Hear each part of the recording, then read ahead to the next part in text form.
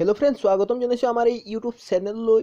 আজি মই আপোনালোকক এটা সেটিংস শেয়ার কৰিম যি সেটিংসটো যদি আপোনালোকে কৰে নিজৰ মোবাইলত তেনেহলে আপোনালোকৰ মোবাইলত বেটাৰিও বচাব পাৰিব আৰু হ্যাংও কম কৰিব। চাওক, যদি এতিয়া পৰ্যন্ত আপুনি আমাৰ চেনেলটো সাবস্ক্ৰাইব কৰা নাই তেনেহলে চেনেলটো সাবস্ক্ৰাইব কৰি কাষত থকা বেল আইকনটো দবাই দিব।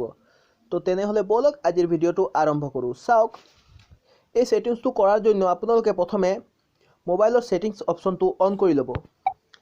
অন কৰাৰ পিছত স্ক্ৰল ডাউন কৰি অলপ তলত আহি যাব। ঠিক আছে, তলত অহাৰ পিছত ইয়াত চাব পাৰিছে ডেভেলপাৰ অপশন নামৰ এটা অপশন আহিছে। এই অপশনটোত ক্লিক কৰি দিব। ক্লিক কৰাৰ পিছত যদি এটো অফ থাকে অন কৰি লব।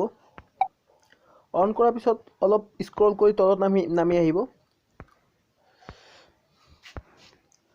তলত নামি গৈ থাকিব তলত। ইয়াত তলত চাব পাৰিছে ইনএক্টিভ এপছ, এই অপশনটোত ক্লিক কৰি দিব। এই অপশনটোত ক্লিক কৰি আপোনালোকে ইয়াত চাব পাৰিছে যিমান মোবাইলৰ এপছ আছে যোনকিটা বেকগ্ৰাউণ্ডৰ ডাটা লৈ থাকে সেইকিটা এপে বেটাৰিও খায় আৰু মোবাইলৰ হ্যাং মৰাৰ কাৰণো সেইকিটা এপে হয়। তো যোনকিটা এপ আপোনালোকে ইউজ নকৰে সেইকিটা এপ এবাৰ টাচ কৰি ইয়াত ইনএক্টিভেট কৰি দিব পাৰিব।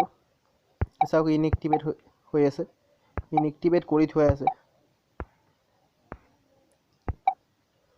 এনেকে আপোনালোকে ইনএক্টিভেট কৰি নিজৰ মোবাইলৰ বেটাৰিও বচাব পাৰিব আৰু হ্যাং মৰাৰ পৰা মোবাইল বচাব পাৰিব।